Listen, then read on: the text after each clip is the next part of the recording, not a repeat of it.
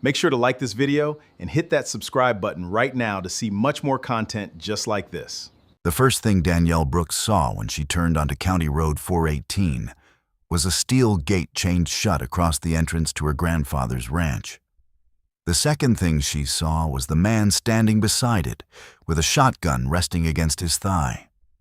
Danny slowed her dusty Ford F-350 and stopped 20 feet from the gate. Behind her, the two-horse trailer rocked softly as Jasper and Blue shifted their weight. The man at the gate wore a tan work jacket and a white felt hat. Two other ranch hands stood behind him near a Mercer Cattle Company pickup. He lifted one hand. "That's far enough." Danny rolled down her window. "I need through." The man gave a short laugh. "No, ma'am. You need to turn that rig around." Danny looked beyond him. Past the gate stretched 6,000 acres of dry West Texas grass, mesquite, cedar, and limestone ridges she had known since childhood. The ranch house sat somewhere beyond the first rise. The barn where her grandfather taught her to saddle a horse. The creek where her mother used to take her when the August heat became unbearable. The cemetery where 3 generations of Brooks' family rested under live oaks. Danny looked back at the man. "My name is Danielle Brooks." His expression did not change. "That's supposed to mean something?" "It should." He leaned closer to her, truck. "Lady, this property belongs to Mercer Cattle Company now. Whatever business you had with the old owner ended when Calvin Brooks sold this place." Danny felt something tighten behind her ribs. Calvin, her uncle. She had expected trouble. She had not expected it before she even crossed the gate. "I'm not leaving." The ranch hand glanced toward the other men, then back at her. "You want me to call the sheriff?" Danny opened her door. She climbed down slowly, boots striking the caliche road. The man straightened. "Ma'am, don't make this difficult." Danny walked to the truck's back seat, opened the door, and pulled out a narrow leather document case. The ranch hand stared at it. "What's that?" Danny came to the chained gate and stopped 3 feet from him. "You said Mercer owns this ranch." "He does."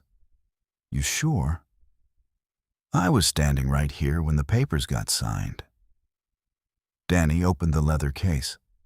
She removed a yellow document protected between 2 clear sleeves. Then she held it through the bars of the gate. "Read the deed." The man's confident expression disappeared, and for the first time that morning, nobody on County Road 418 had anything to say. The wind moved softly through the dead grass. A hawk circled over the western pasture. Danny waited. The ranch hand finally took the document. His name, she later learned, was Travis Keene, foreman for Mercer Cattle Company. He looked down at the first page, then the second. His eyes narrowed. "What is this?" "A recorded warranty deed. This paper's old. 1958. That doesn't mean anything. It means plenty if you read the names." Travis looked again. Danny watched his mouth move silently. "Elias Brooks, Margaret Brooks Carter, undivided 1/2 interest." Travis looked up. "You got ID?" Danny almost smiled. "You planning to carve me off my own land?" "I'm trying to figure out who the hell you are." "Danielle Margaret Brooks. Margaret Carter was my grandmother." Travis glanced at the other men. One of them shifted uncomfortably. The third ranch hand stared at the ground. Travis handed the deed back. "I'm calling Mr. Mercer." "Go ahead. He'll tell you the same thing I did." "Then maybe he needs to read it too." Travis walked toward the pickup and pulled out his phone. Danny leaned against the gate. Her calm appearance cost her more effort than anyone there could. See, she had driven 6 hours from Fort Worth with 2 horses, 3 suitcases, a toolbox, her grandfather's old saddle, and a stack of papers that had turned her understanding of her family inside out. 72 hours earlier, she had thought Broken Spur Ranch belonged to her grandfather. 48 hours earlier, she had learned he was dead. 24 hours earlier, a lawyer in Abilene had placed the old deed in front of her and told her something impossible. Her grandfather had never owned Broken Spur alone. Neither had her uncle. Half of it had belonged to Danny's grandmother. And if the papers in the leather case were what they appeared to be, that half might now belong to Danny. The ranch house came into view 10 minutes later after Travis reluctantly unlocked the gate. He insisted Danny follow his truck. She did. The old house looked smaller than she remembered. Sun-bleached wood siding, a rust-red metal roof, a porch sagging slightly near the western corner. There had once been rose bushes along the front fence. Her grandmother planted them. They were gone now. So was the cottonwood tree beside the driveway. But the barn still stood. The sight of it struck Danny harder than she expected. She was 13 again, boots too big, hands blistered from rains. Her grandfather standing in the round pen telling her not to pull against a frightened horse. You don't win by being stronger, Dee. What if he won't listen? Then listen first. She had hated that answer. 23 years later, she understood it. Danny parked near the house. Travis stopped beside her. Leave the horses in the trailer. No. Mr. Mercer's coming. Good for him. You don't know Wade. Danny unlatched the trailer. No, apparently he doesn't know me either. Jasper backed down the ramp first, a chestnut gelding with a white blaze and the patience of an old preacher. Blue followed, a blue roan mare with quick eyes and a scar along her left shoulder from a wire accident. Donnie tied both horses beneath the barn awning and found 2 old water troughs. One still worked, the other leaked. Some things had not changed. A black Ram pickup came over the rise 20 minutes later. It stopped hard enough to throw dust across the yard.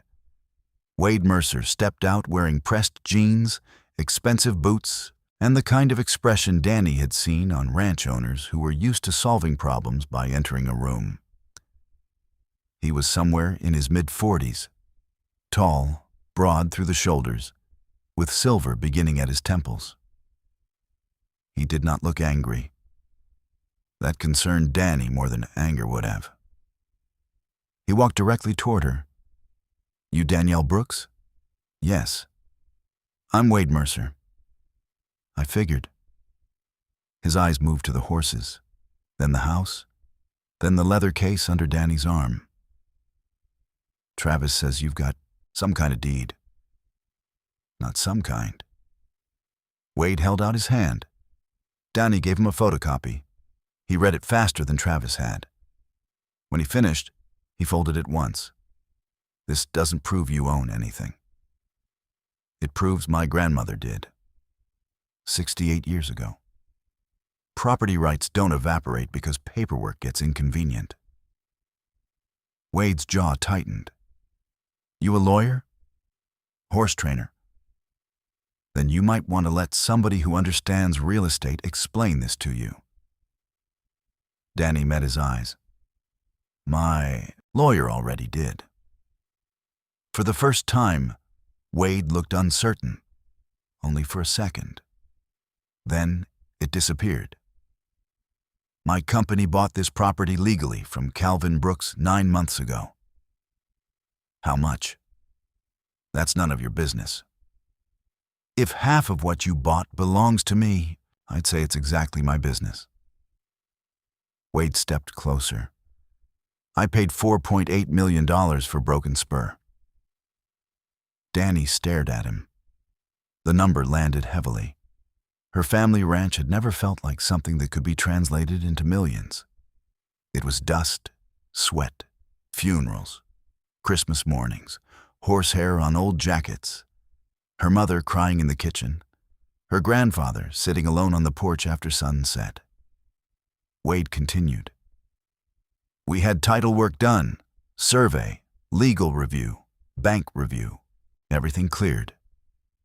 Then somebody missed something, or your paper is worthless.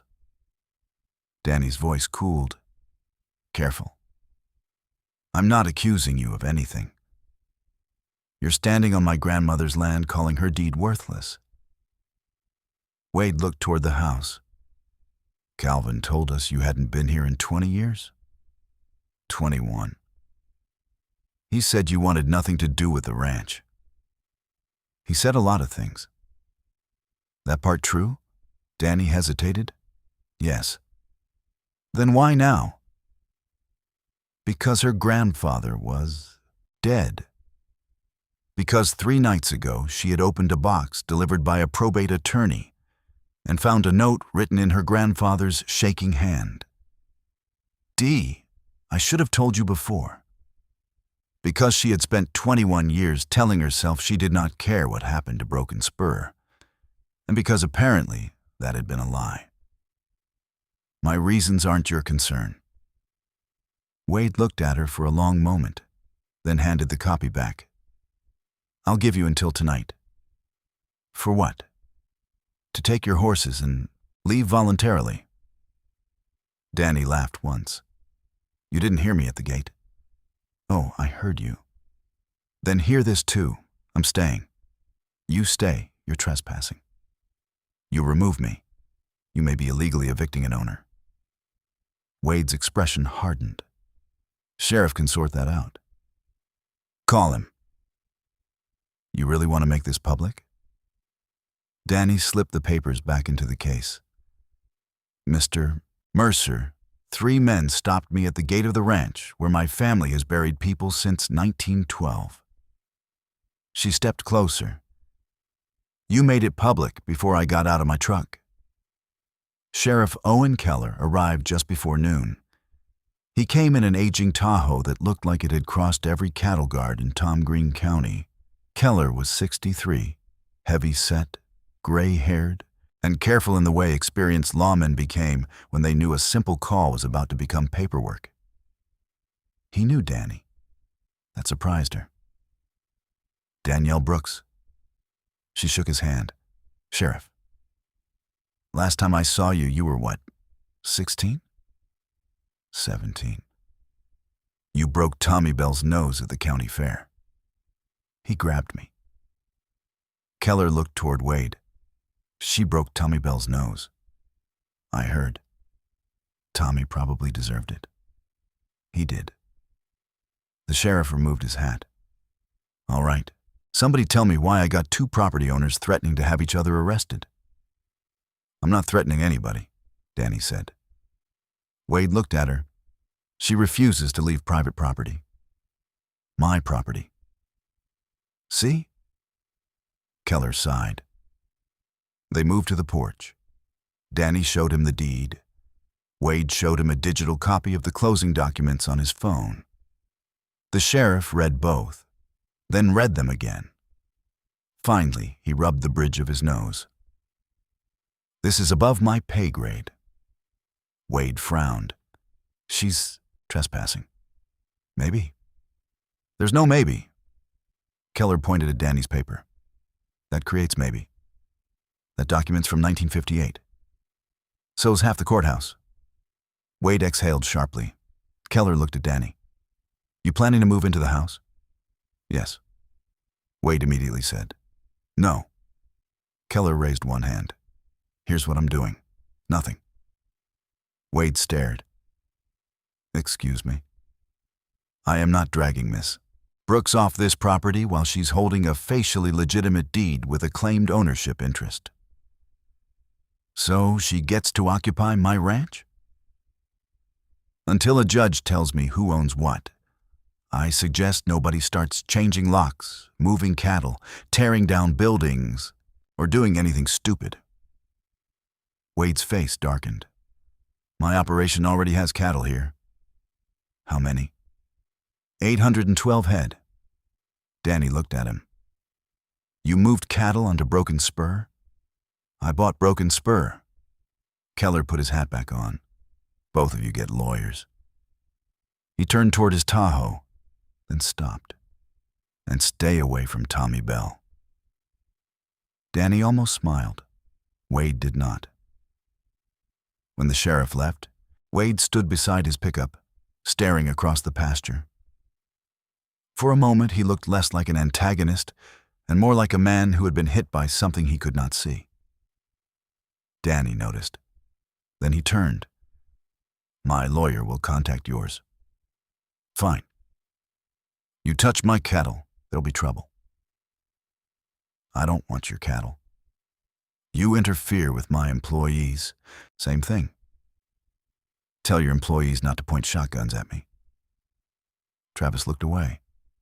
Wade opened his truck door, then glanced toward the ranch house. You got power?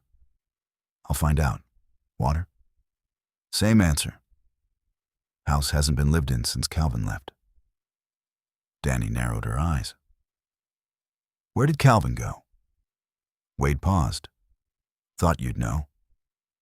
I don't. He moved to Arizona after the sale. What city? No idea. That was the first moment Danny felt something colder than anger.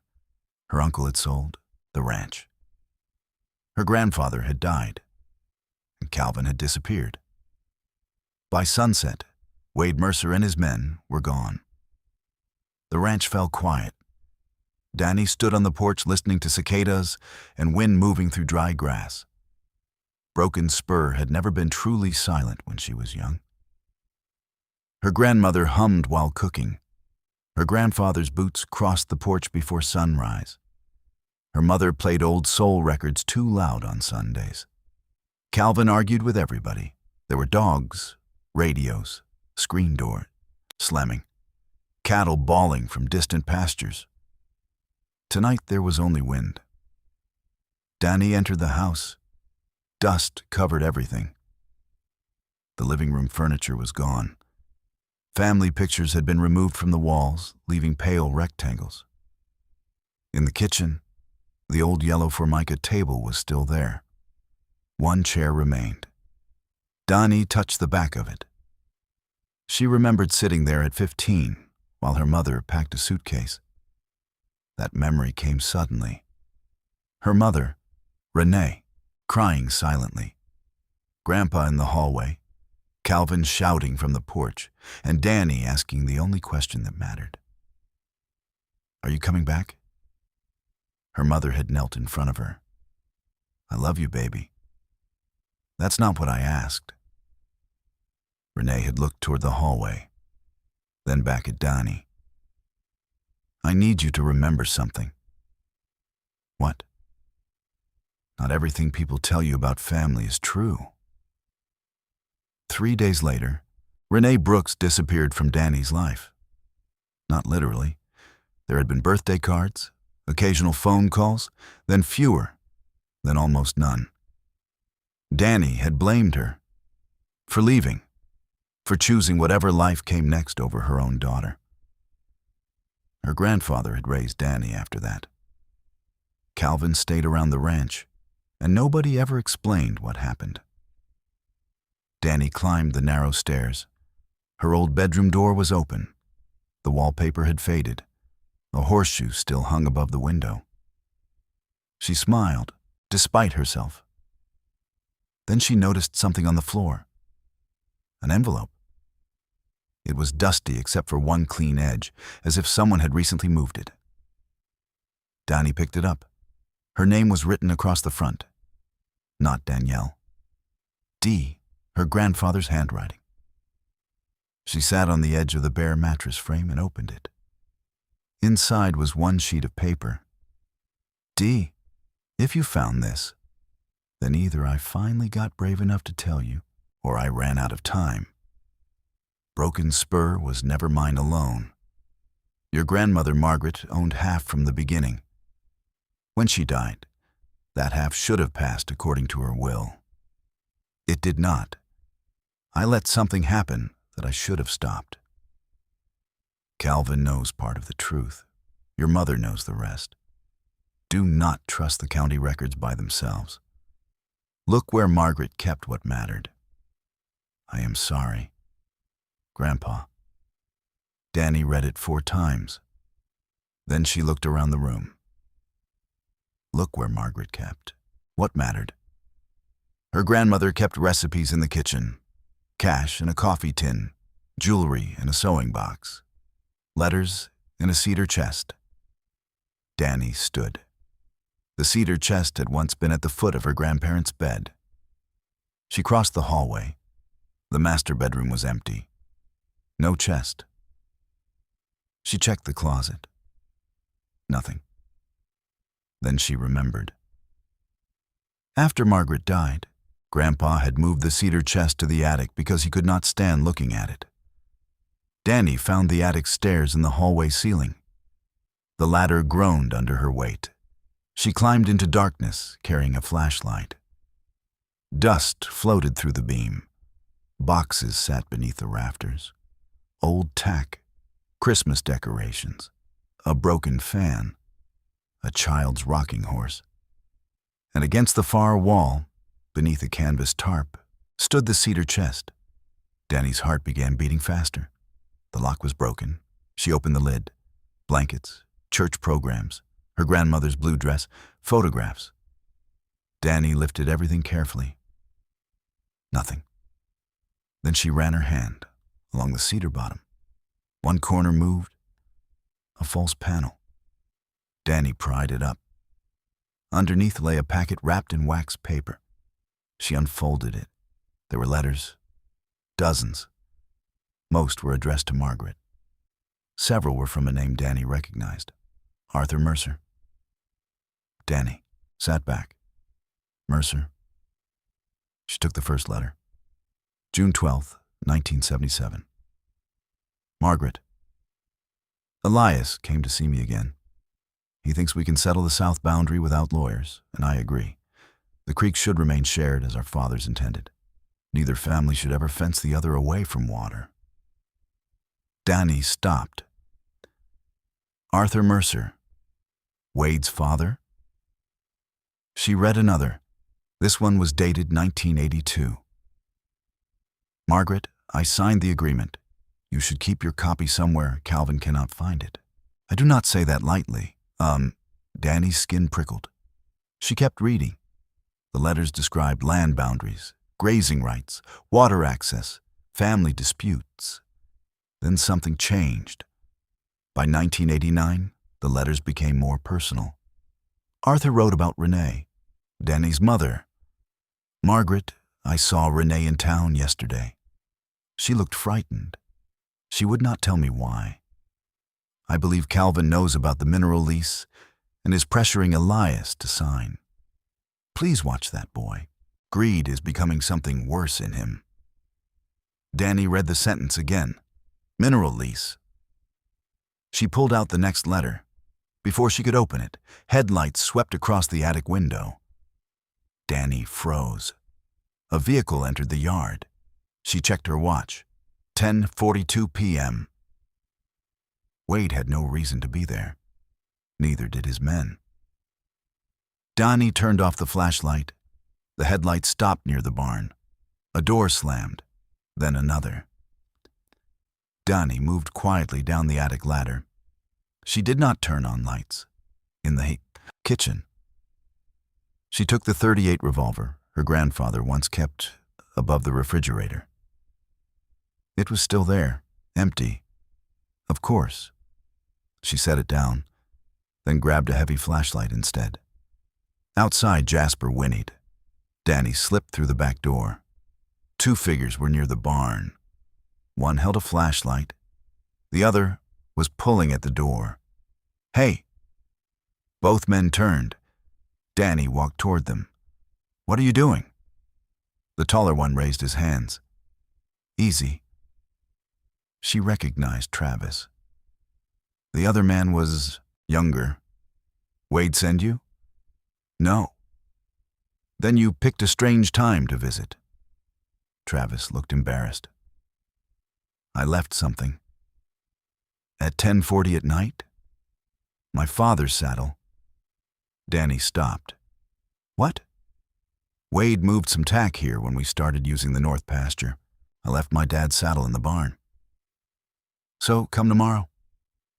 Travis glanced at the house. Didn't know you'd stay. That makes one of us.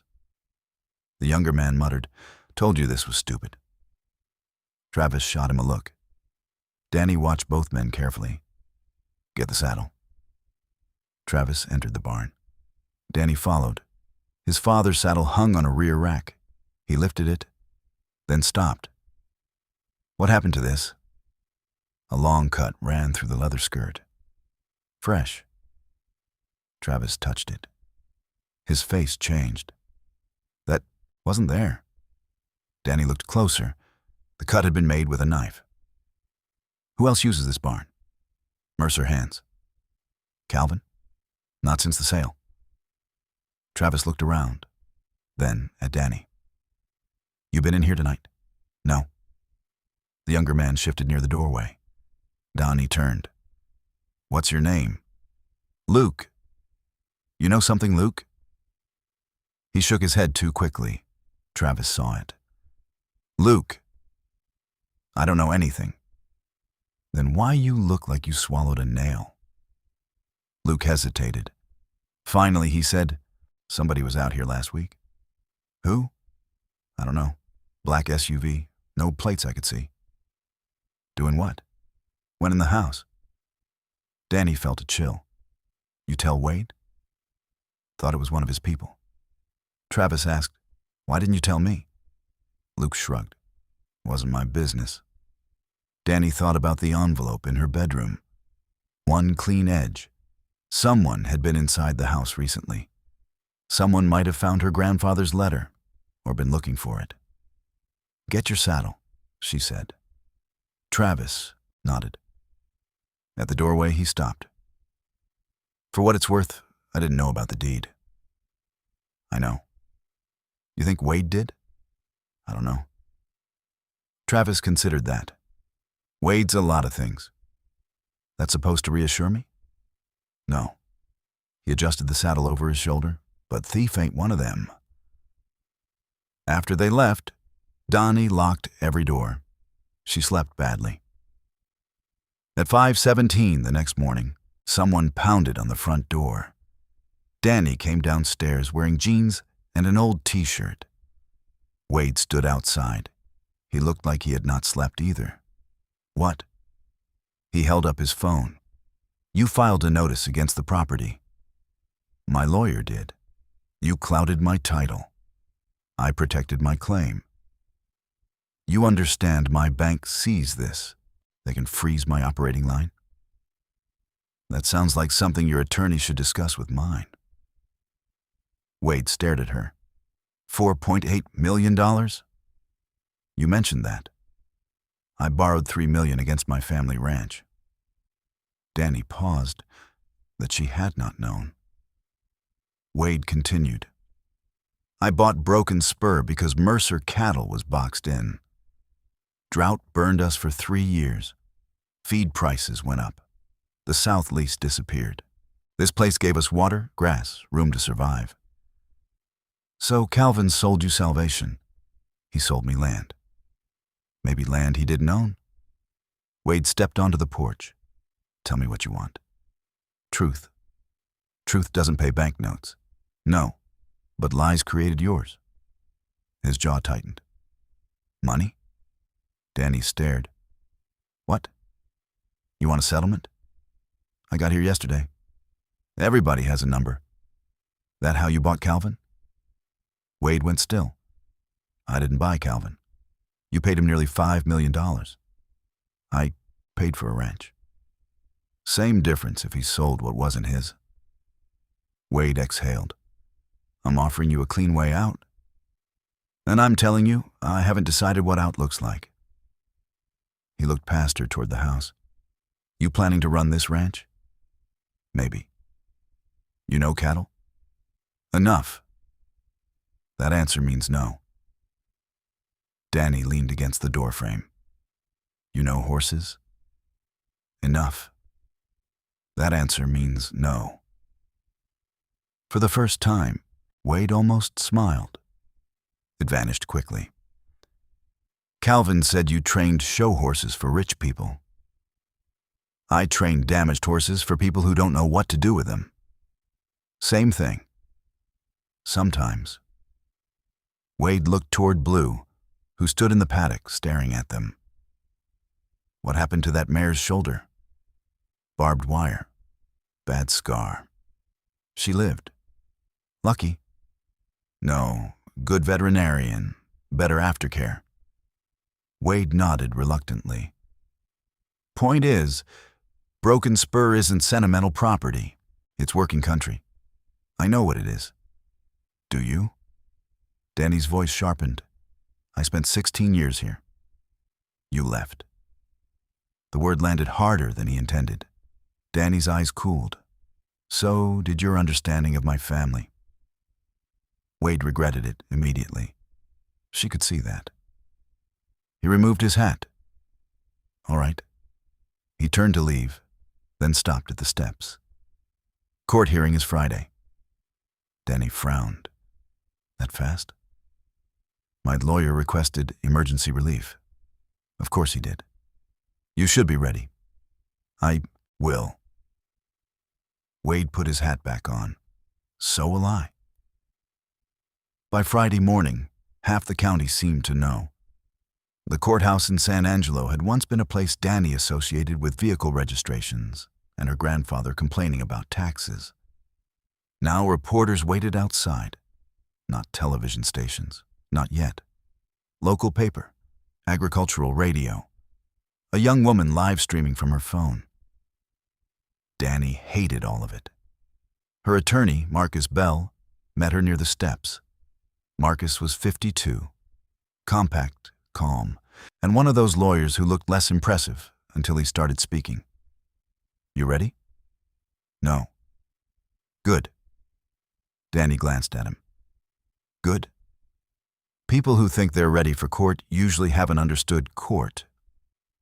Inside, Wade sat beside two attorneys. Travis sat behind him. Several Mercer employees filled the bench. On Danny's side, nobody. That bothered her more than she wanted to admit. Then the rear doors opened. Sheriff Keller entered. He sat in the back. Danny looked at him. He shrugged. The judge was Helen Pritchard, 70 years old. Silver hair, no patience. Wade's lawyer argued first. He described Mercer Cattle Company as a bona fide purchaser relying on certified title records. He called Danny's deed historically interesting, but legally uncertain. Marcus stood. Your Honor, ownership is not a popularity contest, and title does not become valid merely because a bank approved a loan. Judge Pritchard looked at Danny's deed. Where was this document recorded? Tom Green County, 1958. And the subsequent transfer? There is no recorded transfer from Margaret Brooks Carter. Wade's attorney rose. That is because records were damaged in the 1986 Annex fire. Marcus nodded. Conveniently, only certain grantor records relevant to Mrs. Carter are missing. The judge looked over her glasses. Counsel, are you suggesting fraud? I'm suggesting uncertainty. Not the same thing. No, Your Honor. Wade's attorney presented a reconstructed chain of title showing Elias Brooks as sole owner beginning in 1991. Marcus challenged the reconstruction. Then the judge asked the question that changed everything. Where is Margaret Carter's probate file? Silence. Marcus looked at his notes. We have not located it. Wade's attorney replied, Our title company found no probate proceeding. Judge Pritchard frowned. A woman dies owning half a 6,000-acre ranch, and nobody probates the estate? Marcus said quietly, That is one of our concerns. The judge leaned back. I am denying plaintiff's request to remove Ms. Brooks pending a title determination. Wade closed his eyes briefly. Danny breathed out. Then the judge continued. I am also prohibiting either party from selling, encumbering, substantially altering, or removing fixtures from the disputed property. Wade's attorney stood. Your Honor, Mercer Cattle has livestock on. Livestock operations may continue. The judge looked at Danny. Ms. Brooks, do not interfere with cattle. Yes, Your Honor. Mr. Mercer, your employees will not obstruct Miss Brooks' reasonable use of the residence, barn, and immediate surrounding acreage. Yes, ma'am. Judge Pritchard gathered the documents. And because neither side appears to know what they actually bought or inherited, I suggest everyone stop performing certainty for the audience outside and find the records. Hearing adjourned. Outside, reporters surrounded Wade first. Danny slipped toward the side steps. A voice called her name. Danielle. She stopped. An older woman stood beneath the shade of an elm tree. Thin, white hair, dark glasses. Danny did not recognize her. Yes? The woman approached slowly. My name is Elaine Mercer. Danny glanced toward the courthouse. Wade's mother? Yes. Danny's posture stiffened. Elaine lowered her voice. You found Margaret's deed. Not a question. Danny studied her. How do you know? Because my husband knew about it. Arthur? Elaine's face changed. You know his name. I found letters. Elaine went pale. Where? Why? The older woman looked toward Wade. He was still talking to reporters, then back at Danny. Because if you found Arthur's letters, Calvin will come back. Danny felt the world narrow around them. You know where Calvin is? No. Then why would he come back? Elaine took Danny's hand. Her fingers were cold. Because he spent 30 years making sure nobody read those letters. Before Danny could ask another question, Elaine stepped away. Wade saw them. His expression changed immediately. Mom. Elaine did not answer him. She walked toward a waiting car. Wade approached Danny. What did she say? Ask her. What did you say? Same answer. Wade looked angry now. My mother's 78. She walked up to me. She's been sick.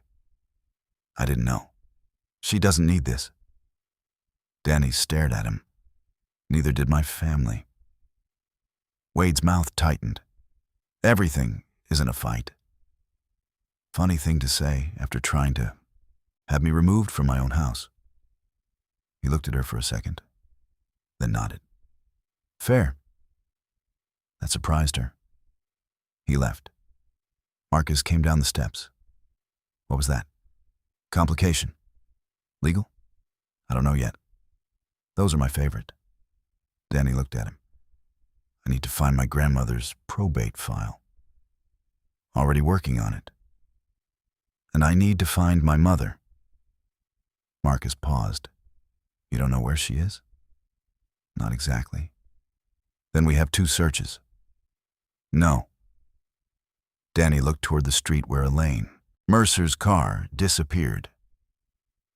3.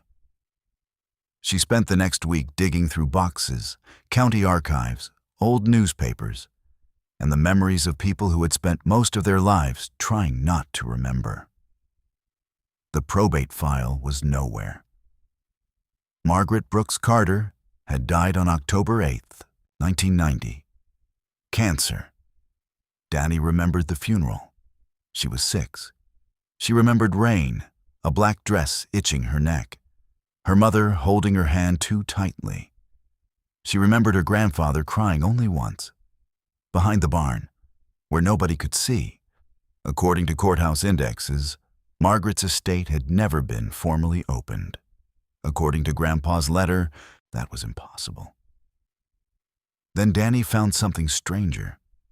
Her grandmother had a will. A local newspaper from 1984 mentioned Margaret and Elias updating estate plans after acquiring additional grazing acreage. If Margaret had a will, someone knew where it went. Danny called every attorney named in old records. 2 were dead. 1 firm had closed. The final lawyer, Harold Bishop, was 91 and living in an assisted care facility outside Abilene. Donnie drove there on Thursday. Harold sat near a window overlooking a courtyard. He was frail but alert. When she said Margaret Brooks Carter's name, his eyes sharpened. "I remember Margaret. You wrote her will?" "I wrote a will." "What do you mean?" "People change wills." "Did she?" Harold looked at Danny for a long time. "You're Renee's girl." "Yes. You look like her." Danny heard that often. It still hurt. "I'm trying to find out what happened to my grandmother's share of broken spur." Harold's hands trembled slightly. "Elias kept the ranch." "That isn't what I asked." "No." "Did my grandmother leave her half to him?" Harold looked toward the door, then leaned closer. "No." Danny's pulse quickened. "Who did she leave it to?" "Renee." Danny sat completely still. "My mother. All of it." "Then how did Grandpa become sole owner?" "He didn't. The title record says he did." "Title records say many things." Danny felt anger building. "Mr. Bishop, please." Harold closed his eyes. "When Margaret got sick, Calvin started asking questions." "What kind?" "Minerals, water rights, development." Danny thought about Arthur Mercer's letter. "The mineral lease." Harold looked at her. "You know about that?" "Not enough." "Neither did Calvin. That was the problem." "What happened?" "Margaret believed the ranch should stay intact. Renee agreed. Calvin didn't." "Why wasn't the will probated?" Harold swallowed. "It was supposed to be." "By who?" "Elias." "My grandfather?" "Yes." Danny's anger faltered. "No. I gave him the original." "You're saying Grandpa hid it?" "I'm saying I gave him a responsibility." "What he did after that?" Harold looked down. "I don't know." Danny left Abilene with more questions than answers. At a gas station outside Bollinger, she sat in her truck staring at her phone. Her mother's number had not changed in 12 years. Donnie knew because she had never deleted it. She had simply stopped calling. She pressed the number. It rang 5 times. Then voicemail. She hung up. Called again. This time someone answered. Silence. Danny said, "Mom?" A breath. Then a voice she had not heard in 3 years. "Danielle?" Danny closed her eyes. "I need to ask you about Grandma's will." More silence. Then Renee said something Danny had not expected. "Who gave you that deed?" "Grandpa." "No. He left it for me." "Your grandfather is dead?" Danny's eyes opened. "You didn't know?" Renee made a sound that was almost a sob. "When?" 2 weeks ago. "I'm sorry." "You're sorry?" "Danielle, you didn't know your own father died?" "He stopped taking my calls years ago." "That makes 2 of us." The silence after that was painful. Donnie regretted the words, not enough to take them back. "Grandma left you half of Broken Spur." Renee said nothing. "Didn't she?" "Yes." Danny gripped the steering wheel. "And you never told me?" "It wasn't that simple." Everybody keeps saying that. Because it wasn't. Then make it simple. Renee exhaled slowly. "Calvin wanted the ranch sold long before your grandmother died." "Why?" "Money." "That's not enough." "It was for Calvin." Arthur Mercer mentioned a mineral lease. Renee went silent again. Danny knew she had hit something. What lease? There was natural gas interest in part of the western acreage. Was? Exploratory rights. Nothing major ever came from it. But Calvin thought it would. Yes. And Grandma didn't want to sell. No. So, after she died? Calvin pressured your grandfather. To do what? Pretend the will didn't exist. Danny shut her eyes. The gas stations around her seemed to vanish. Did Grandpa agree? For a while. Why? Because Calvin threatened him. With what? Renee started crying quietly. Danny sat frozen. Mom, I can't do this over the phone. Then where are you? No, where are you? Danielle.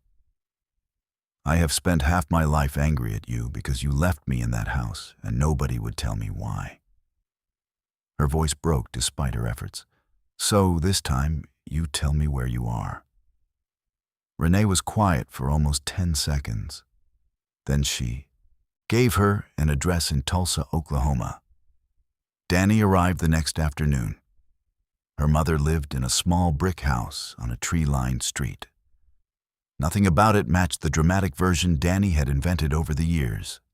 No glamorous escape, no wealthy second family, no evidence of a better life chosen over her.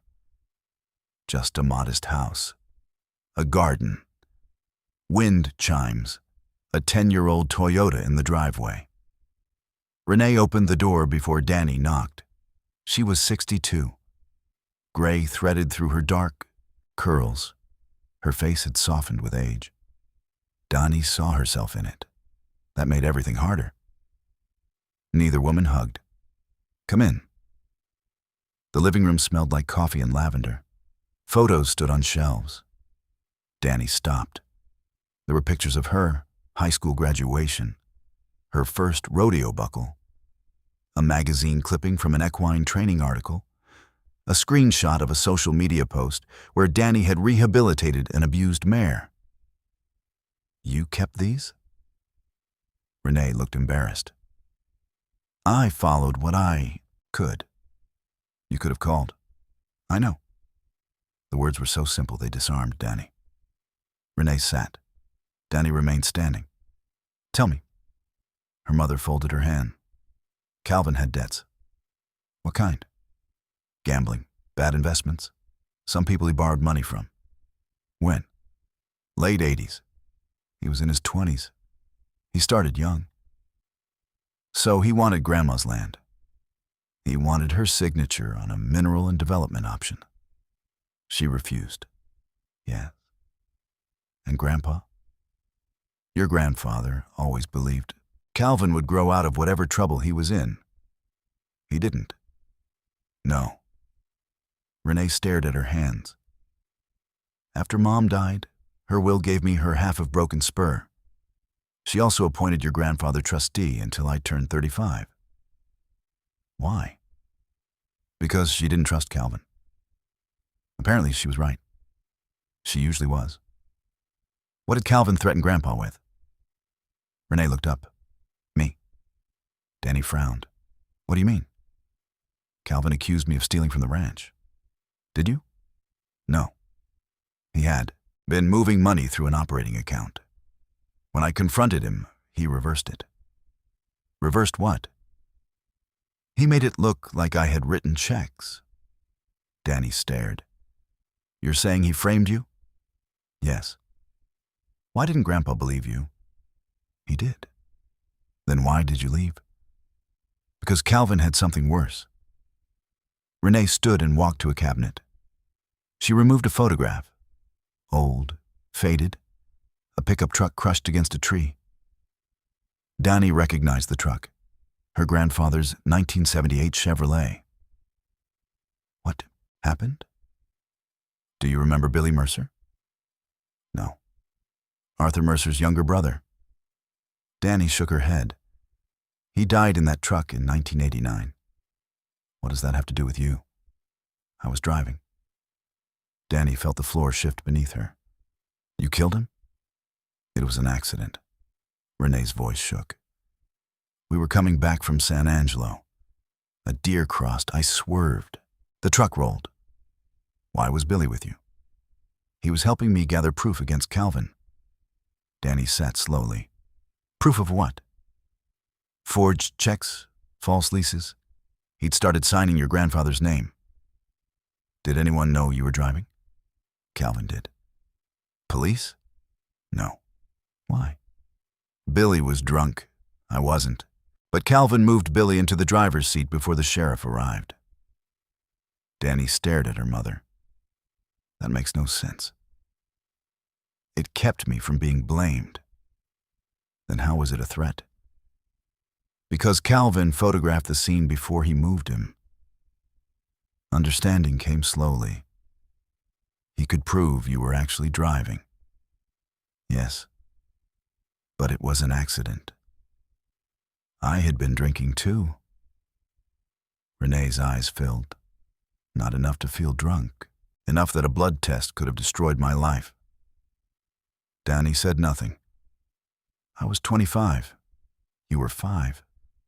Calvin told Dad if we challenged him over the will, he'd tell the sheriff the truth and claim Dad helped cover it up.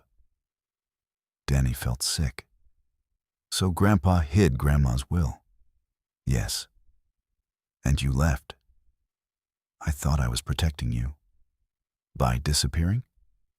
I thought Calvin would use you against me. You let me think you didn't want me. Renee's face crumpled. I know. No, you don't. Danny stood. I spent years wondering what was wrong with me. Nothing. Don't. Renee stopped. Danny looked away. Did Grandpa know where you were? For a while. He never told me. I asked him not to. Danny laughed bitterly. So everybody made decisions for me. You were a child. I stopped being a child a long time ago. Renee wiped her face. I was ashamed. That's different. Yes. Silence filled the room. Then Danny asked, Where's the will? I don't know. Did Grandpa destroy it? I don't think so. Why? Because your grandmother made 2 originals. Danny looked at her. Who had the second? Renee swallowed. Arthur Mercer. The next morning, Danny called Wade. He answered on the 3rd ring. What happened? She frowned. Why would something have happened? You don't call me. I need to speak to your mother. No. Wade. She had chest pain after the hearing. Danny went quiet. She okay? Yes. Stress reaction. I'm sorry. So am I. Danny almost hung up. Then she said, Arthur Mercer had a copy of my grandmother's will. Nothing. Did you hear me? Yes. Did you know? No. I need to ask Elaine where he kept his papers. You think my mother knows? She knew about the letters. Wade lowered his voice. What letters? Your father wrote my grandmother for years. That's impossible. I've got them. My father barely knew Margaret Brooks. That's not what the letters say. Wade was quiet. Where are you? Driving back from Tulsa. Why Tulsa? My mother. Another pause. You found her? Yes. How bad is it? Danny almost asked how he knew, then realized some things did not need explanation. Bad enough. Wade said, My mother's at home. Will she talk to me? I'll ask. Elaine Mercer agreed. Danny arrived at the Mercer family ranch shortly before sunset. The difference between Broken Spur and Mercer Ranch was obvious immediately. Fresh fencing, painted barns, large equipment sheds, a stone house overlooking a broad valley. But the grass told another story. Thin, overgrazed, drought-stressed. Wade had not exaggerated. His operation was hurting. Elaine sat on a screened porch wrapped in a light blanket. She looked tired. Wade stayed nearby. Danny placed copies of Arthur's letters on the table. Elaine touched the top page. Her eyes filled. I haven't seen his handwriting in 17 years. He kept a copy of Margaret's will. Yes. Wade turned toward her. You knew? Elaine nodded. Why didn't you tell me? Because your father asked me not to. He's dead. So is Margaret. That's not an answer. Elaine looked at her son. Your father was ashamed. Of what? Not stopping Calvin. Danny leaned forward. What did Calvin do? Elaine looked at her. More than you know. Wade paced once across the porch. Mom, where's the will? I don't know. Danny felt frustration rise. You said Calvin would come back if I found the letters. Yes. Why? Because those letters mention the water agreement. Wade stopped pacing. What water agreement? Elaine looked at him. The one keeping Mercer Ranch alive. The porch became silent. Wade stared at his mother. What are you talking about? Broken Spurs West Creek. Our water rights are recorded. No. Wade's face changed. Elaine continued. Your father and Margaret signed a private reciprocal agreement. Mercer could draw from the spring on Broken Spur during drought years. In return, Broken Spur retained permanent cattle access across our southern section. Wade looked toward Danny. Calvin never disclosed that. Of course he didn't, Elaine said. Why? Because the agreement depended on both families retaining ownership. Donnie understood first. If Calvin sold Broken Spur outright, the reciprocal agreement could be challenged, Elaine said. Wade went pale. His operation depended on water coming from land he had just bought. But if the sale itself was invalid, everything became tangled. Where's the agreement? Wade asked. Elaine shook her head. Arthur kept his copy with Margaret's will. Wade put both hands on the porch rail. Danny watched him. For the first time, she saw fear. Not anger, not control. Fear. 800 cattle. $3 million in debt. A family ranch relying on rights that might not legally exist. Wade turned. You understand what this means? Danny nodded. If your deed claim wins, and that agreement is missing, my bank can treat our water security as impaired. That's not my fault? No. He looked exhausted. It isn't. That answer changed something between them. Not trust, not yet, but perhaps the possibility of it. Elaine suddenly said, There's a safe. Both of them looked at her. Arthur had a safe in the old veterinary shed. Wade frowned. We tore that shed down 10 years ago. I know. Then whatever was inside. The safe was below ground. Wade stared. You're kidding. No. Why? Didn't Dad tell me? He didn't trust you with papers. Wade looked offended. Elaine smiled faintly. You were 30 and thought every old document belonged in a shredder. Danny almost laughed. Wade noticed. Glad somebody's enjoying this. They found the safe the next morning. The old veterinary shed site was now part of an equipment yard. A concrete slab covered most of it. Wade brought a backhoe. Travis came too. For 3 hours, they found nothing. Then the bucket struck metal. They uncovered a rusted steel safe beneath 18 inches of dirt. Wade stared at it. My father was insane. Elaine, sitting in the truck nearby, called through the open window. Your father survived the 70s. The safe was badly corroded. A locksmith opened it that afternoon. Inside were ledgers, letters, maps, a revolver, 3 old land agreements, and a sealed envelope marked Margaret Brooks Carter, will copy. Donnie's hands shook when she opened it. The will was exactly as Renee described. Margaret's undivided one-half interest in Broken Spur went to Renee Brooks, held in trust by Elias Brooks until Renee's 35th birthday. If Renee died before receiving it, the interest passed to Danielle Brooks. Renee was alive, which meant Danny did not own half the ranch. Her mother did. Danny sat back. Wade watched her. That changes things. Yes.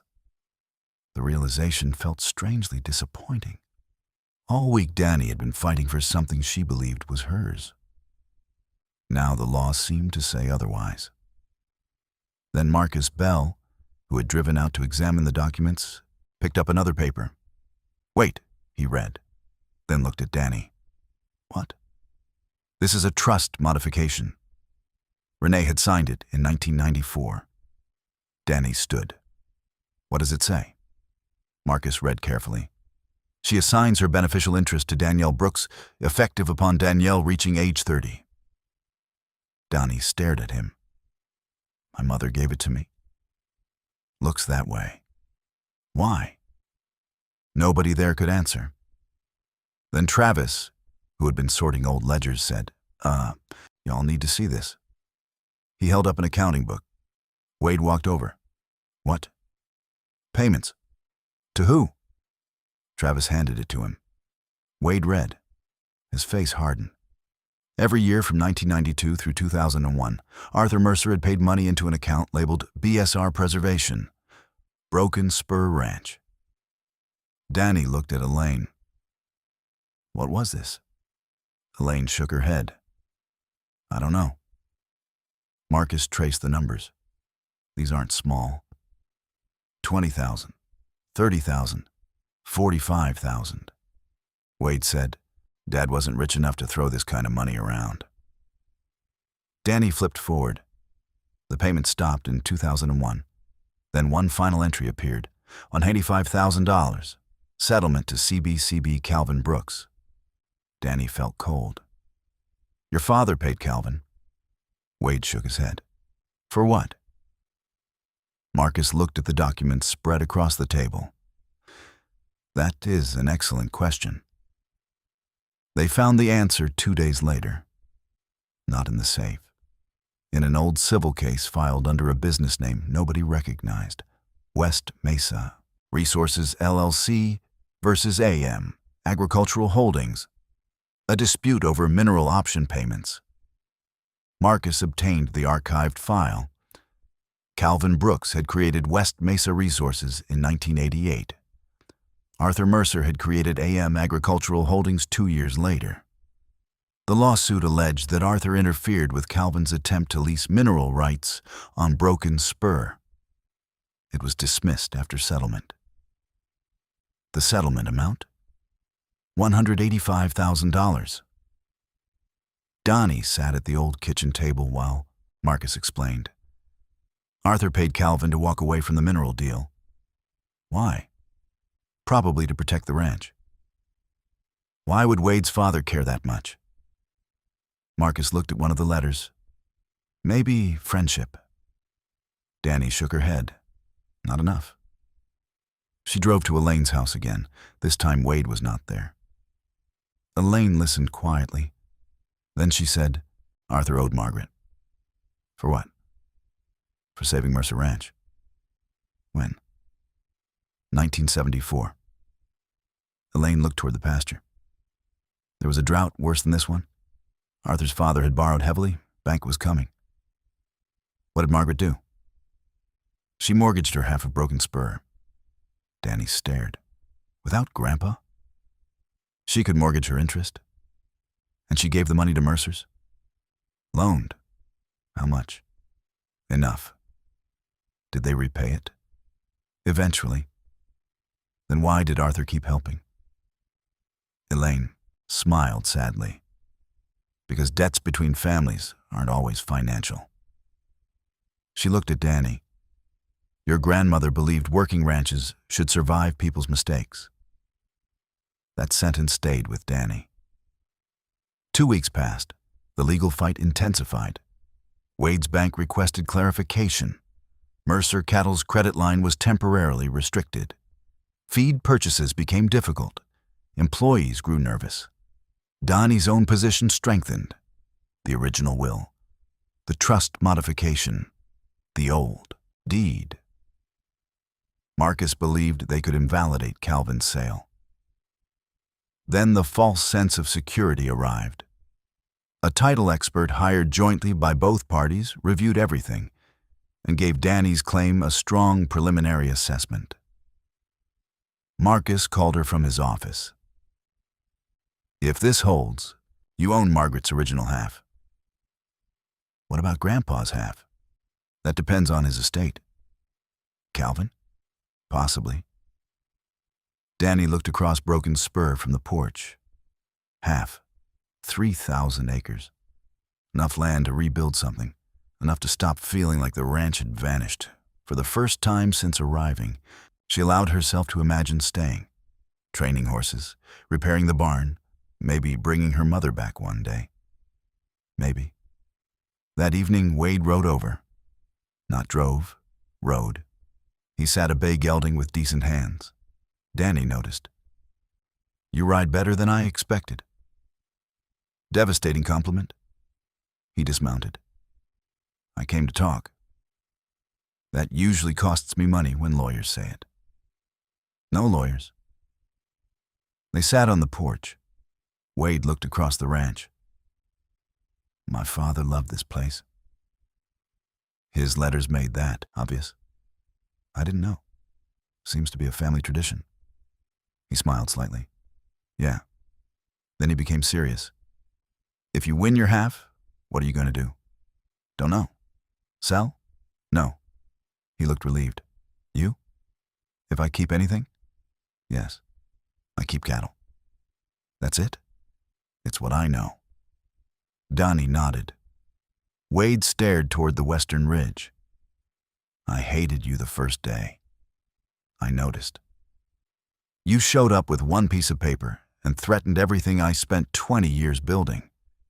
You pointed a shotgun crew at me. Travis was carrying it. Strong distinction."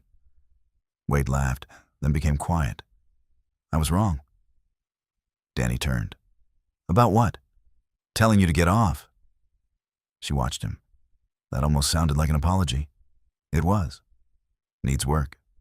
"Probably." For the first time, she smiled at him without resistance. Then a truck appeared on the road. Old silver Chevrolet. It approached slowly. Stopped in front of the house. A man stepped out. Donnie knew him before she saw his face clearly. Calvin Brooks had gotten heavier. Older. His hair was almost white. But the walk was the same. Loose.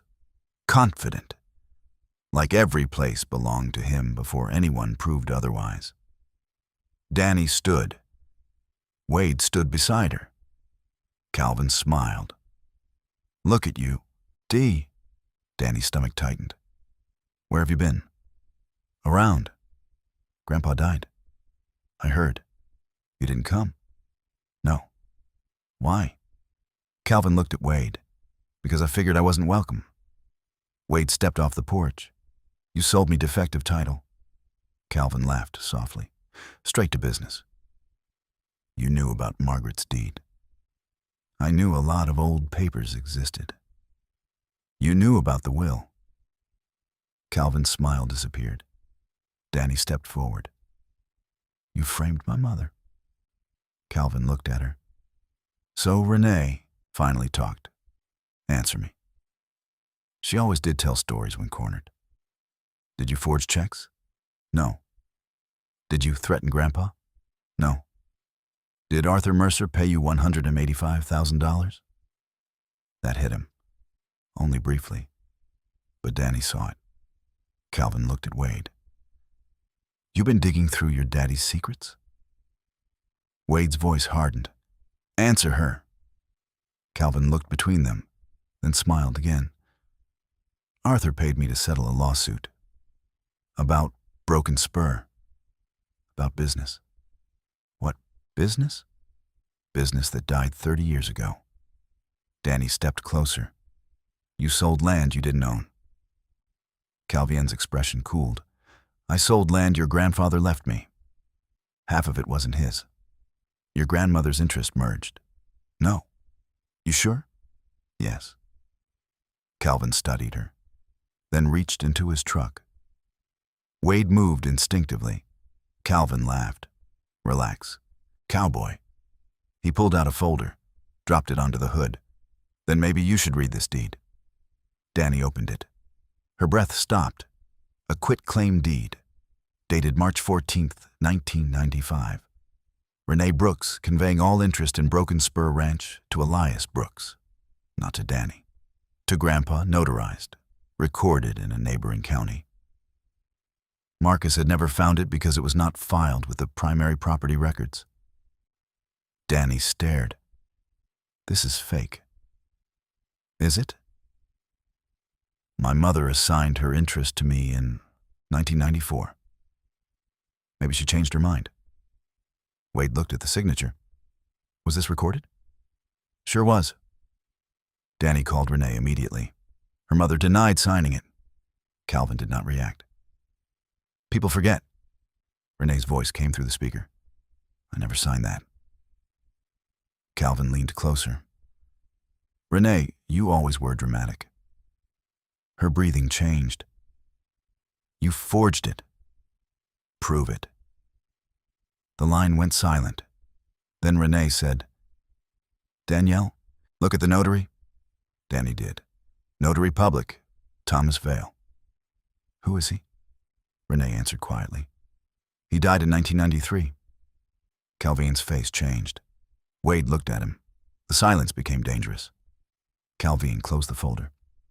Could be a clerical issue.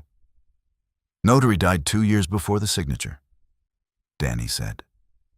Calvin stepped toward his truck. Wade blocked him. You knew.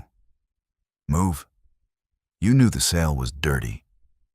I said move. Wade's voice dropped. You put my ranch at risk.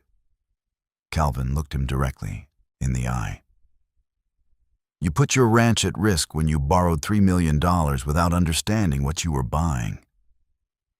Wade grabbed his shirt. Donnie stepped between them. No.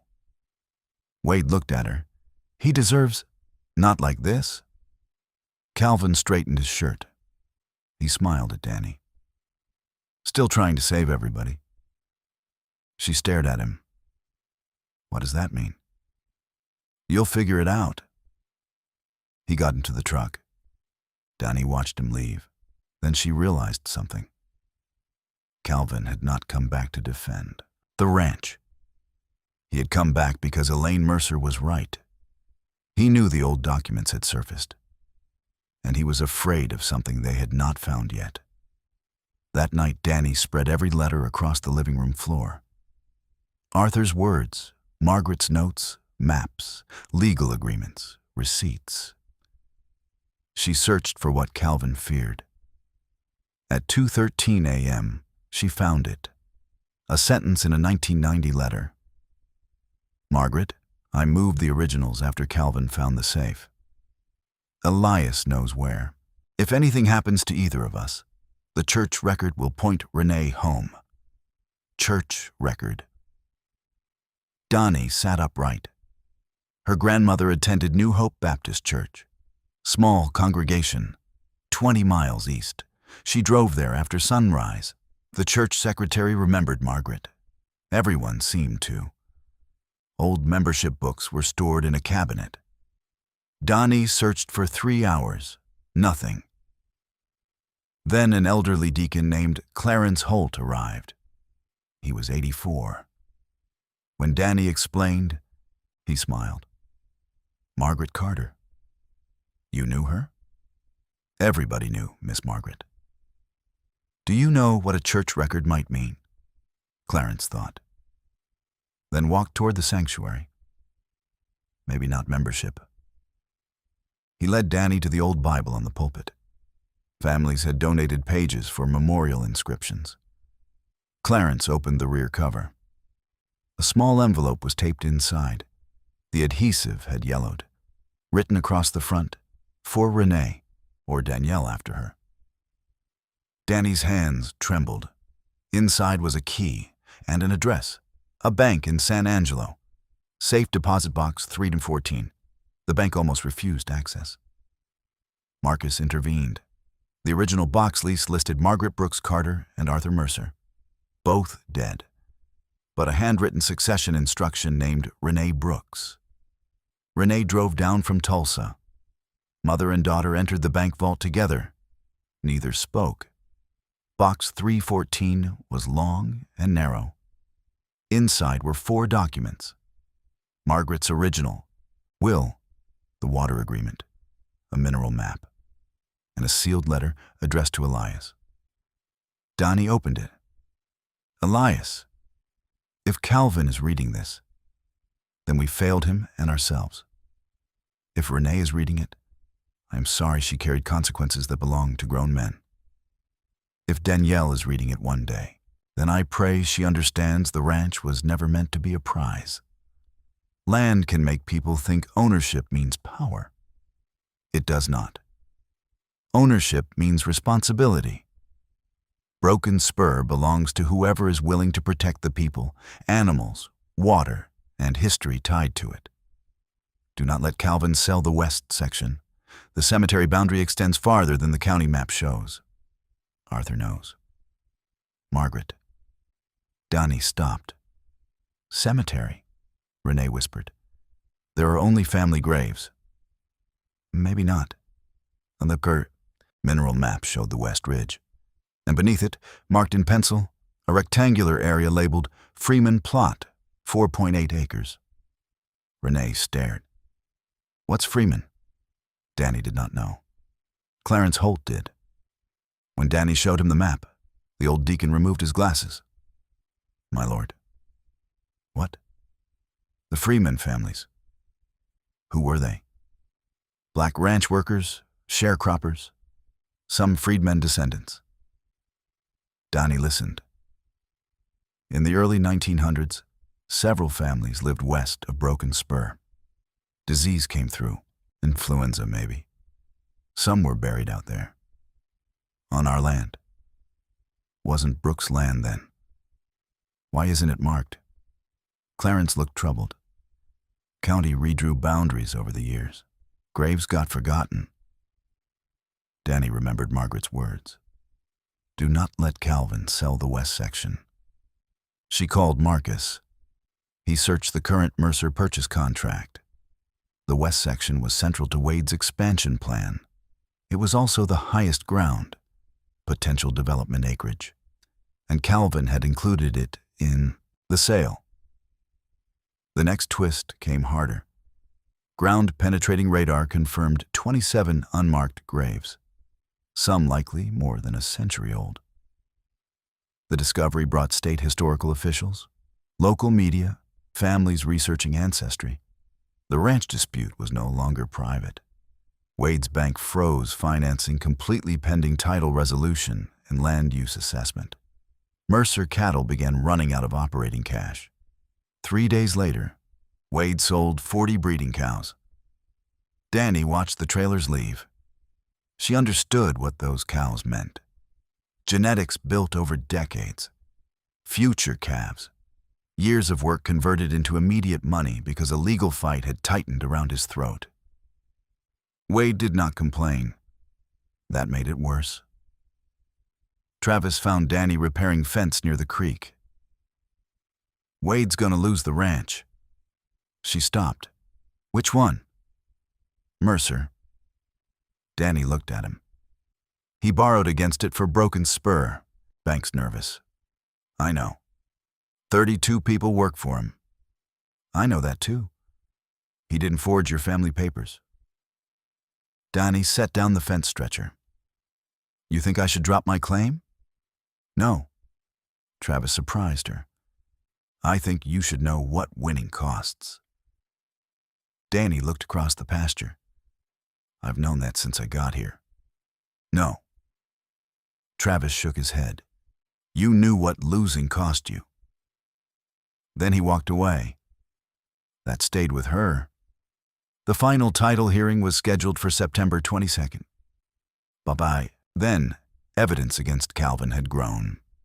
The forged quitclaim deed, missing probate records, old financial transfers, witness testimony. Renee agreed to testify. So did Harold Bishop. Elaine Mercer provided Arthur's files. Then 2 days before the hearing, Calvin disappeared again. This time the sheriff looked for him. Forgery and fraud investigators had questions. Danny should have felt victorious. Instead, she felt tired. The night before court, she sat alone in the barn. Blue stood nearby, chewing hay. Wade entered quietly. Danny heard him. "You always show up uninvited?" "Seems fair." She smiled faintly. He leaned against a stall. "I sold another 100 cows today." "I heard." "Travis?" "Yes." "Man talks too much." "Only when it matters." Wade nodded. Silence settled. Then Danny said, "If the judge voids the sale, what happens?" "My company gets a claim against Calvin." "If they find him." "Yeah." "And the bank?" "They probably foreclose on Mercer." Danny looked at him. "All of it?" "Most." "You'll lose your family ranch because you bought mine." "Looks that way." "That doesn't seem like justice." "No." He smiled without humor. Justice and contracts don't always ride together. Danny thought about Margaret's letter.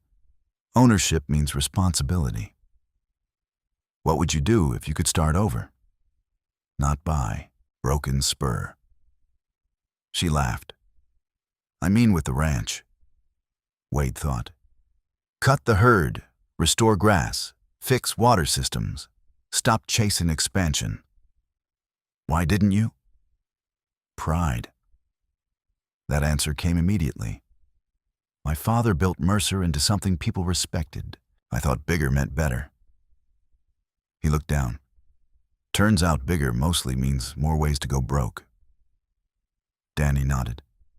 "My grandfather hid a will because he was scared. Mine buried one in a safe. Maybe we come from geniuses." Wade smiled. Then his expression softened. "What do you want, Danny?" She looked through the open barn doors toward the dark pasture. "I want my grandmother back." Wade said nothing. "I want my mother to have stayed." Still nothing.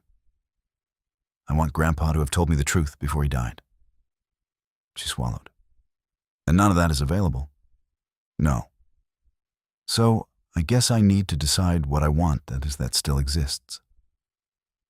The hearing packed the courthouse. Reporters filled the hallway. Descendants of the Freeman families attended. Mercer employees came. Local, ranchers, church members. People who had never cared about property law suddenly had strong opinions. Judge Pritchard entered at 9. For 6 hours, lawyers built the story. The 1958 deed. Margaret's ownership. The 1990 will. The trust. Renee's 94 transfer. The forged 95 quitclaim. Calvin's sale. Arthur's hidden documents. The cemetery. Harold Bishop testified by video. Elaine testified in person. Then Renee took the stand. Danny watched her mother tell the truth publicly for the first time about Calvin. The checks, the accident, her fear, her decision to leave. She did not excuse herself. That mattered. "I thought I was protecting my daughter," Renee said. The courtroom was silent. "But I was also protecting myself from shame." Danny lowered her eyes. "I let Danielle grow up believing my absence was about her. It wasn't. That was my failure." Renee looked toward Danny. "And I am sorry." Danny's throat tightened. Not forgiveness, not yet. But something opened. Then Wade testified. His lawyer asked whether he knew of Margaret's ownership claim before purchasing Broken Spur. No. Did Calvin disclose any dispute? No. Did your title company identify one? No. Would you have purchased the property had you known? Wade looked at Danny. No. The opposing attorney asked, Mr. Mercer, you attempted to remove Ms. Brooks from the property? Yes. You threatened trespass charges? Yes. You believed she was lying? Wade paused. Yes. And now? Wade looked directly at Danny. I was wrong. The courtroom shifted quietly. At 4:40 p.m., Judge Pritchard announced her findings. The quitclaim deed was invalid. Margaret's will was valid. Renee's transfer to Donnie was valid. Calvin's sale could not convey Margaret's half-interest. Donnie legally owned an undivided 50% of Broken Spur Ranch. The remaining 50%, previously Elias Brooks's share, passed through his estate. Then came the surprise. Elias's most recent valid will, discovered by the probate attorney after Calvin's sale, did not leave his half to Calvin. It left 60% of his share to Danny, 40% to Calvin. Danny stared at Marcus. What? He whispered. I found out this morning. Judge Pritchard continued. That meant Danny owned 80% of Broken Spur. Calvin's estate interest represented 20%. But because Calvin had fraudulently sold the entire ranch and received all proceeds, his share was subject to claims from Mercer Cattle and the Brooks estate. The room erupted quietly. Judge Pritchard struck the bench once. Silence. She looked toward Wade. Mr. Mercer, this court recognizes that your company appears to have purchased in good faith. Wade nodded. However, good faith cannot transfer ownership the seller did not possess. Then she looked at Danny. Miss Brooks, title will be quieted accordingly, subject to final accounting. Danny had won. She should have felt triumph. Instead, she looked behind Wade, Travis, Mercer employees, men and women whose paychecks depended on an operation now facing collapse. Then she saw Elaine, Arthur's widow, the family Margaret once saved. Winning did not feel like standing on top. It felt like standing at a crossroads. Outside, cameras waited. A reporter called, Ms.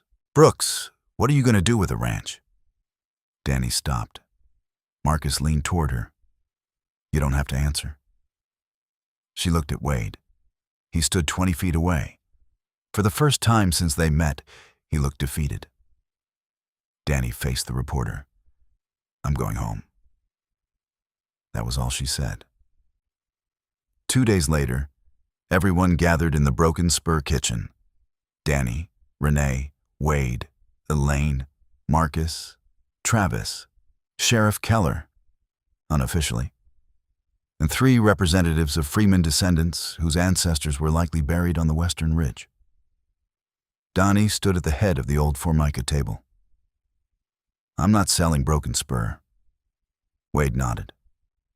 I figured. I'm also not putting Mercer Ranch under. He looked up. Danny continued. The sale money Calvin took creates claims. That's between lawyers, his assets, and whoever finds him. Marcus cleared his throat. Accurate enough. But the cattle, water, and working operation are different. Wade studied her. What are you proposing? A partnership. Nobody spoke. Wade laughed once. You hate me. Less every week. Comforting. Danny spread a map across the table. Broken Spur stays majority mine. Mercer cattle leases defined grazing acreage under a long-term agreement. Wade leaned closer. The water? Reciprocal agreement restored permanently. Elaine closed her eyes. Danny continued. Freeman plot becomes protected. No grazing, no development. We establish legal access for descendants. One of the Freeman representatives, a woman named Celeste Freeman, nodded slowly. And the rest? The western ridge around the cemetery gets conservation restrictions. Wade looked at the map. That kills development value. Yes, which hurts your collateral. Yes. You're doing it anyway. Yes. He looked at her. Why? Danny thought about Margaret. Because some land is worth more when you refuse to sell what's buried under it. Nobody spoke for a moment. Then she pointed toward the eastern barn complex. I'm rebuilding the horse facility. Travis smiled. Knew it. Quiet. He raised both hands. Danny continued. Equine rehab, training, ranch horses, emergency boarding during fires and storms. Renee looked at her daughter. You've thought this through. I had a long night. Wade looked at the numbers Marcus had prepared. This lease rate's below market. Yes.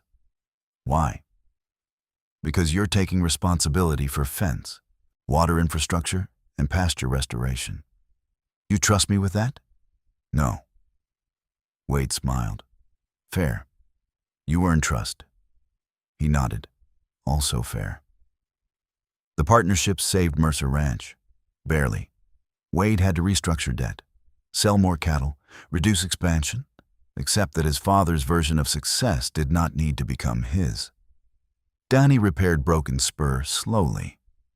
Not as a museum, not as revenge, as a working place. The first major horse she took in was a black gelding named Midnight, who had survived neglect and refused to enter trailers. For 3 weeks, he fought every attempt. Danny never forced him. She remembered Grandpa. Listen first. On the 23rd morning, Midnight followed her into the trailer by himself. Travis watched from the fence. Thought you were going to be here all year. He needed to decide. Horse doesn't decide. Danny looked at him. That why your relationships keep failing? He walked away, muttering. Renee stayed, at first in the guest room. Then, for longer. Mother and daughter did not fix 20 years in a week. They argued, went silent, started again. One evening they sat on the porch. Renee said, I don't expect you to forgive me. Danny looked toward the pasture. I know. I wanted to say that. I know. Your grandfather loved you. I know that too. He was ashamed. Danny nodded. So was everybody. Yes. Another long silence. Then Danny said, I spent years thinking leaving meant you loved me less. Renee's eyes filled.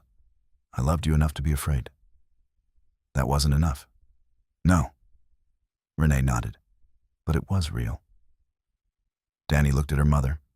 For the first time, she allowed both things to exist. The love and the damage. I'm trying, Danny said. So am I. That was enough for that night. Calvin was arrested 6 months later in Nevada. Forgery, fraud, financial crimes related to the ranch sale. He eventually accepted a plea agreement. Danny visited him once before sentencing. He sat behind glass, older now, smaller. You got what you wanted, he said. No. You got the ranch. That wasn't what I wanted. Calvin laughed. Everybody wants land. You did. He leaned back. You think you're better than me. No. That surprised him. I think Grandma understood something you didn't. What's that? Danny looked at him. You thought owning the ranch meant nobody could tell you what to do. Calvin stared. She thought owning it meant there were things you were obligated to do. He looked away. Danny stood. You could have stayed family. Calvin's face tightened. That's the part you sold. She left. 2 years after the morning Danny was stopped at the gate, Broken Spur looked different. The fences were straight, The barn roof was new.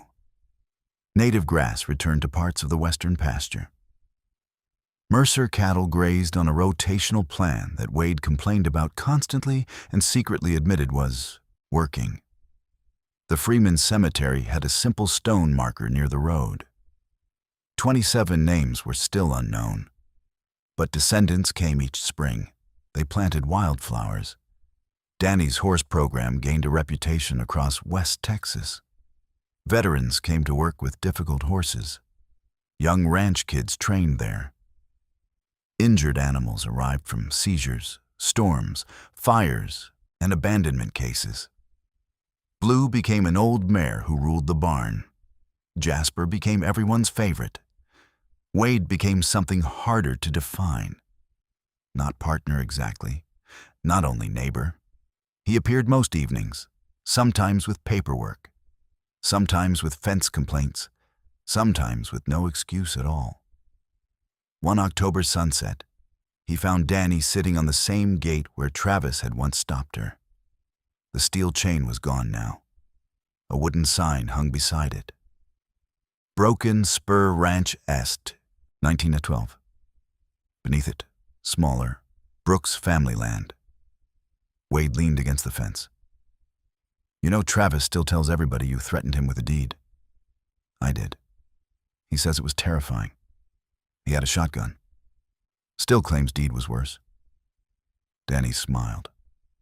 A truck approached slowly from the county road. An elderly couple stopped at the gate. The woman rolled down her window. Is this where the Freeman Cemetery is? Danny stood.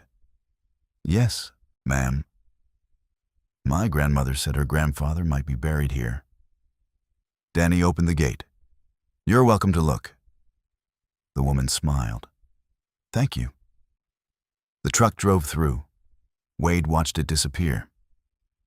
Your grandmother would like what you did. Danny looked toward the western ridge. I hope so. You think about leaving again? Sometimes. He turned. Seriously? Danny smiled. Everybody should know they can leave. And? She looked across Broken Spur. Horses moved quietly in the fading light. Cattle grazed farther south. Her mother's kitchen window glowed warmly. The cemetery rested beneath oak trees beyond the ridge. The ranch was not what it had been. Neither was she. And staying means more when it's a choice. Wade nodded. The sun dropped behind the hills. Years earlier, Donnie had believed inheritance meant receiving something from the dead. She understood differently now. Inheritance was also receiving unfinished work. Mistakes, promises, land, truth, and the responsibility to decide what happened next. The morning she arrived, men had stood at the gate and told her to get off the ranch. She had answered with a deed, but the paper had never been the thing that proved she belonged there. What proved it was everything she chose to protect after the gate finally opened.